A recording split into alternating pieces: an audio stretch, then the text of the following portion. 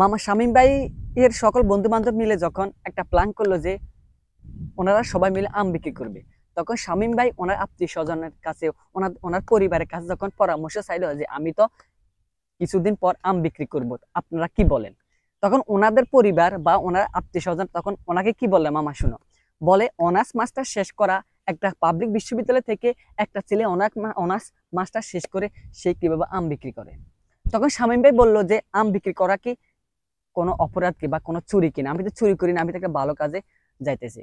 তখন ওনার আত্মীয় স্বজন, ওনার পরিবার ওনার এটাকে মেনে নিতে পারে না, কিভাবে একটা পাবলিক বিশ্ববিদ্যালয় থেকে পাশ করিয়া ছেলে, অনার্স মাস্টার পাশ করিয়া ছেলে কিভাবে আম বিক্রি করে, তাও আবার 25,000 টাকা দরে শেয়ার ব্যবসায়।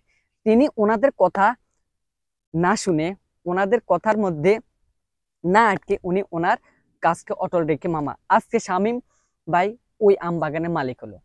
দেখবে মামা, তোমরা যখন এরকম কোনো কিছু করতে শুরু করবে ছোটখাটো জিনিস দিয়ে, মানুষ প্রথমে ছোটখাটো জিনিস দিয়ে শুরু করে, তারপরে আস্তে আস্তে আস্তে বড় জিনিস হয়। আস্তে আস্তে বড় জিনিস না করে হুট করে একটা ছোট ব্যবসা করা যায় না, অভিজ্ঞতার কিছু ব্যাপার আছে।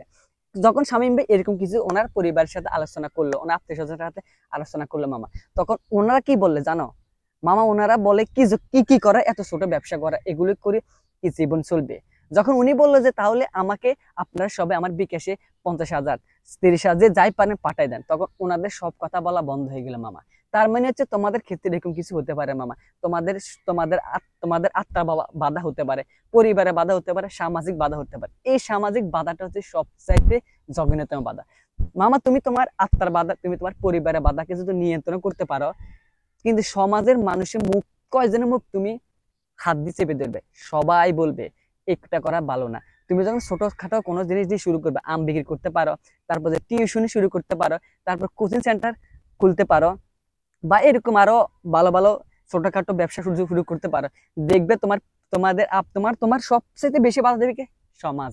তোমার এই সামাজিক বাধাটা তোমাকে কাটিয়ে উঠতে হবে। এই সমাজের সব মানুষের কথা তুমি শুনতে পারবে না মামা, ওনারা তোমাকে অনেকভাবে পেয়ারা দিব। তুমি যে উপরে দিয়ে উঠতে চাও, একটা গাছের থেকে নিচ থেকে যখন তুমি উপরে উঠতে চাও, তখন তোমরা তো ওনারা তোমাকে মামা উপরে উঠতে দিবে না। তুমি এদের থেকে সবচেয়ে দূরে থাকতে হবে। এবার এদের কথাগুলোকে শুধু শুনতে হবে, তখন তুমি ওইখানে শ্রোতার পরিচয় দিবে, তুমি তখন স্পিকার হবে না, শুধু শুনে যাবে।